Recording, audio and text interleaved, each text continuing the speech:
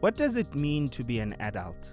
And when we talk about the concept of adulting, now, if you've not heard the term adulting, it basically means that it's the verb for what an adult does in order to get by in life, right? It obviously has a lot of connotations attached to it. So financial responsibilities, looking after kids, paying rent, going to work and submitting things on time, finishing off your degree and making sure that you pass with good grades. For some people, it's studying further. Other people, it's traveling and seeing the world and discovering who they are and learning to stabilize themselves and get into relationships and work on those relationships and go to counseling. Usually you find that the term adulting is a term that's used in a bit of a negative way. So when someone says, oh gosh, adulting is very hard, you don't often hear people say, I'm enjoying adulting. I actually love being an adult. I really find a thrill in managing my responsibilities and making sure that I get to work on time and I get home on time and make sure that my rent is paid, the trash is taken out, and discovering myself and who I am in God and who I am in the world. You often don't hear people talk about adulting in that way. So when I ask the question, or when we ask the question, are Gen Z ready for adulting? That generation of young people, are they ready to be adults? And are they ready to take on responsibility?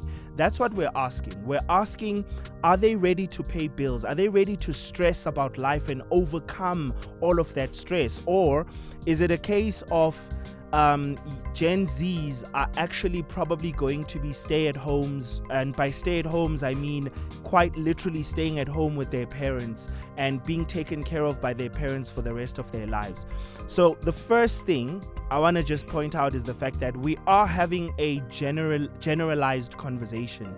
We're not talking about individuals within this generation, because there are exceptions, right, to the general view or to the general expectation. There are exceptions, and Gen Z is made up of individuals, and that's something that we should acknowledge and be aware of. That even if you say to yourself, I worked with a number of Gen Zs, and what I witnessed at my workplace is that these Gen Zs were very entitled. They felt like everything should be put on their lap, and they didn't want to work for anything. They didn't have any sense of patience, and they already have an attitude of thinking that they know, right? Even though you've encountered those Gen Zs, there are millions others that you have not encountered all across Africa. So it's important for us to acknowledge that, and it's also important for us to think about the fact that there are those that can be generalized, because you can study a group of people based on what frequently happens from that sample group. You can then make the conclusion that, generally speaking, young people, or modern young people, or Gen Zs to be more specific, are a bit entitled.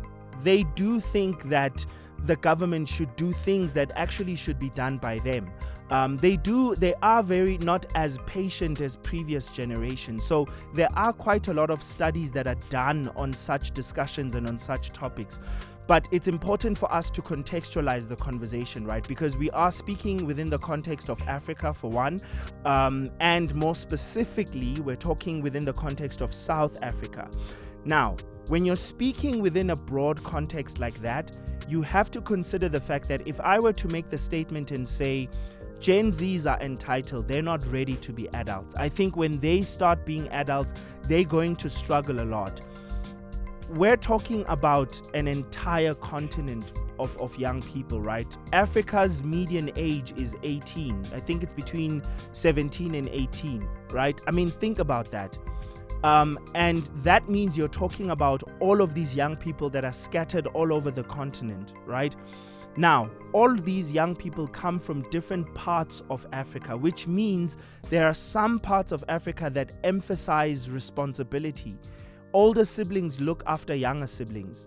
And I mean, there are people who come from families where they know and understand that actually buying bread was my responsibility, taking out the trash was my responsibility. That was the case with me.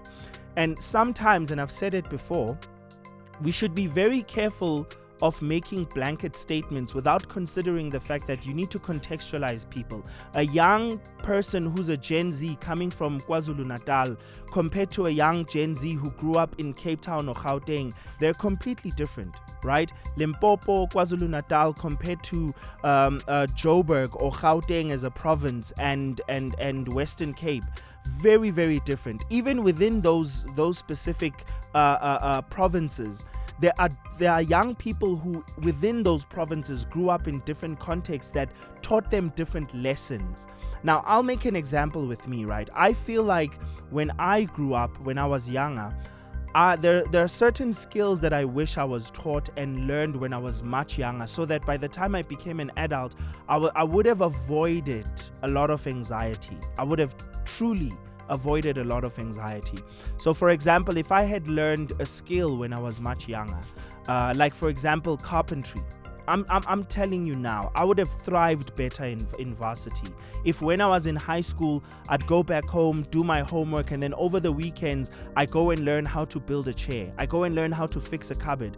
I go and learn how to mount shelving space. I go and learn how to fix a tap, how to do plumbing, how to unclog a drain.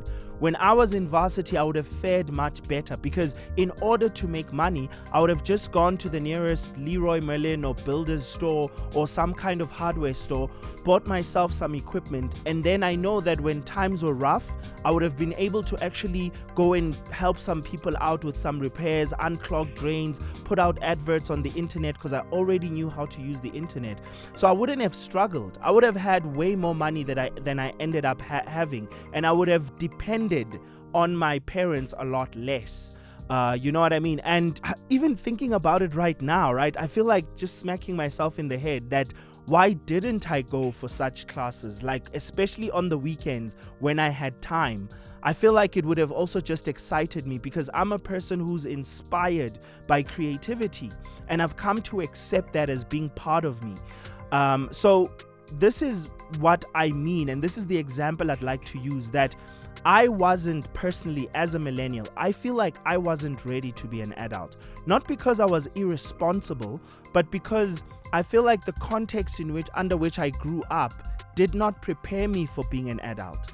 And there are many who had a different experience. I know from my friend group and the people I hung around, a lot of us weren't ready. Many of us went through anxiety. Many of us experienced a lot of depression because we weren't growing and we weren't progressing fast enough.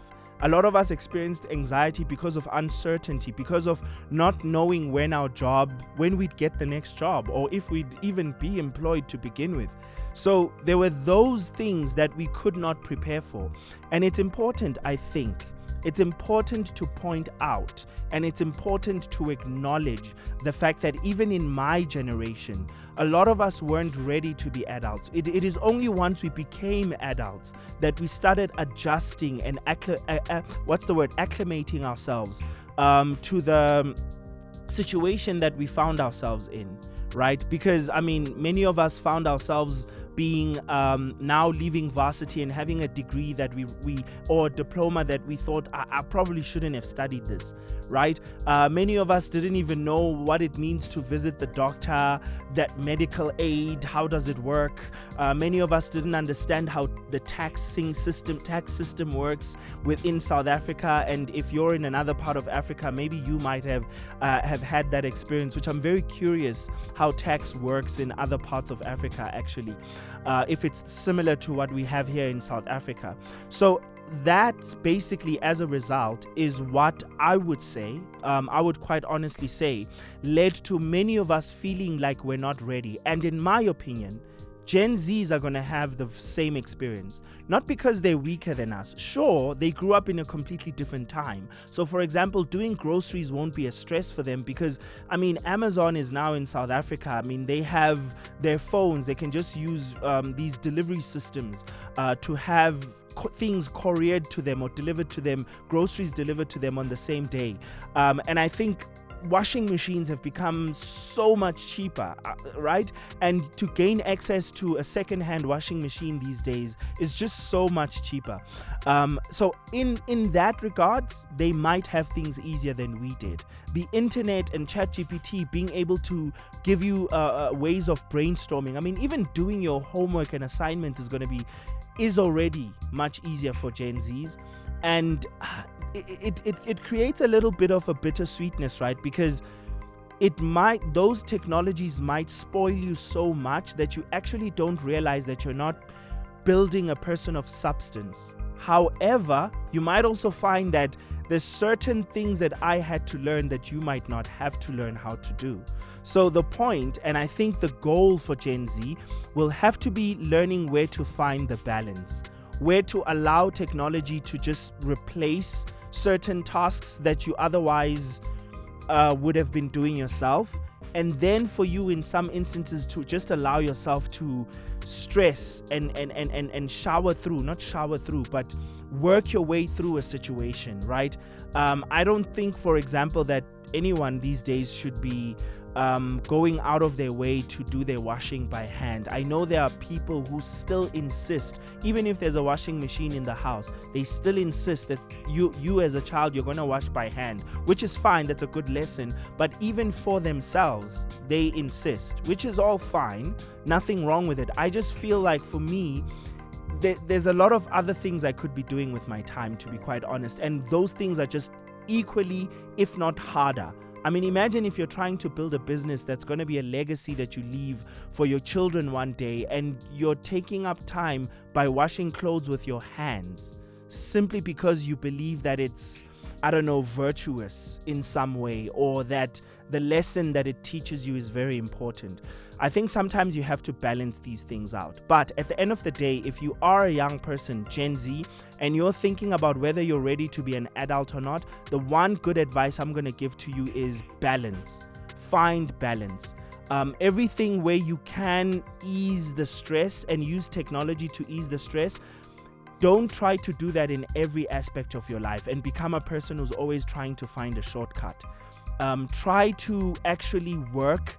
And if you're still young enough and you're still in a situation where in the weekends you have enough time, try to learn a skill that's going to be able to support you when you're in varsity. And I know that many of us want to learn fancy skills, but that's not what I'm talking about. I'm talking about being able to do practical skills that people within your context actually have a need for. There's no point in learning something that has no demand.